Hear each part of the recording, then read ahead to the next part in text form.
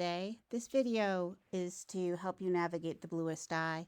I realize that at this point in the semester, reading such a complicated novel can be overwhelming, so I want to emphasize a little bit more about what I would like you to be able to take from the novel. So, referring back quickly to our syllabus and to our course outcomes, in our definitions of culture at the beginning of the semester, many of you mentioned that culture also includes core values. And I think in addition to cultural contributions, core values provide us a very important way to think about African American culture and what distinguishes it from other cultures in the Americas. And it offers tools for resistance to injustice because justice and resistance to injustice might be something that we think of as core values in African American culture. Some other ideas might be family, equality, and community. But of course, for everyone, core values are different. So as we look at the bluest eye, I understand completely that there is just so much in the bluest eye and that it can be a little bit overwhelming. So I want to make sure that your experience of the novel isn't too much right now. It would be perfectly okay with me if you followed along and kept up enough with the novel this semester in these couple of weeks to really pique your interest so that you could read it in its entirety when you have free time. But my goal isn't to test you to death or quiz you on the novel really extensively.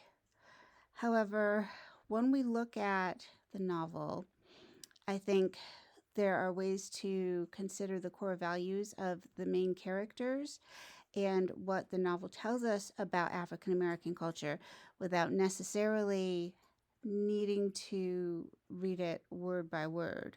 So let me see if I can open my PowerPoint here because it wasn't working very well the other day. Essentially, I use PowerPoint to make a worksheet so we can assess the core values and contributions that we can find in the bluest eye and apply those ideas to our own life.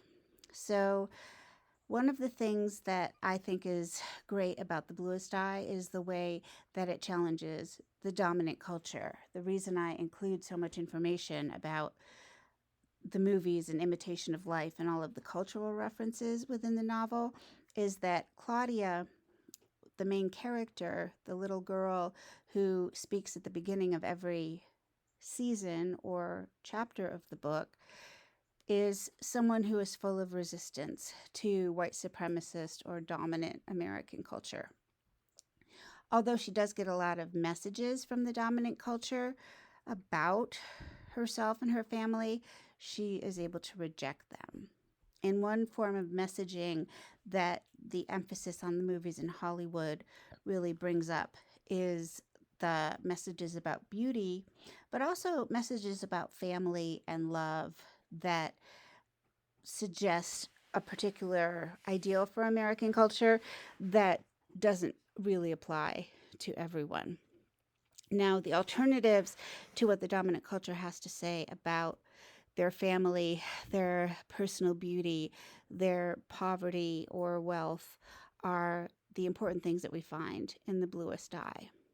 So as you look at the bluest eye, that term core values that I mentioned early on is something that might help you as a lens to interpret some of what's happening in the book.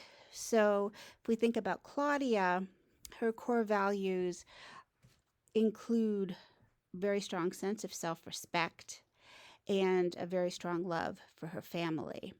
She gets very upset and angry when she's told that she is supposed to respect or look up to a white girl like Shirley Temple, or when she's told that she should want a white doll rather than an experience of being close to her family at Christmas. And she can create a positive Black identity by rejecting and fighting against all of the Hollywood hype and images of beauty that she fights against in the novel. So this is just one way to think about, the way core values operate in the novel. As we work on this a little bit further, we're going to apply it to your life. But as we first go through it, still thinking about Claudia, not 5 things you plan to do today, but 5 things that Claudia does in the novel. She destroys white dolls. She makes up a nickname for Maureen Peel because Maureen Peel is a light-skinned girl who she doesn't like. She sells seeds to try to raise money for Pecola. What are those things that she does? And what are the things that are important to spend time doing? This will make sense a little bit later on. What I would like you to think about with core values, though, first is the ways that Claudia depicts her father, for example, as a wolf, as a Vulcan, as a mythical figure who is so incredibly determined to protect his family that he takes on an almost superhero status. And then when she thinks about her mother, and this is in the section at the end of the novel, again, we get a kind of mythical figure. In contrast, we find different core values and different belief systems in the other family, the Breedlove family. So this is Charlie Breedlove's one of his foundational memories that tells a lot about him. And then below that, Pauline Breedlove's foundational memory. So we're going to focus first on these passages to think about the core values and the forms of resistance that we can find in the Bluest Eye. And next week we will continue the conversation and you can relate it a little bit more to your core values. But this is kind of long for right now.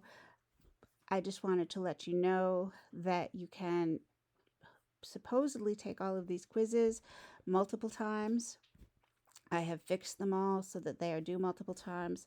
Don't stress about the due dates. We're just finishing this up by spring break or during spring break. And like I said, my goal for the Bluest Eye is that we can think about cultural contributions, core values, why Morrison's important, not necessarily hold everybody accountable for every word of the novel.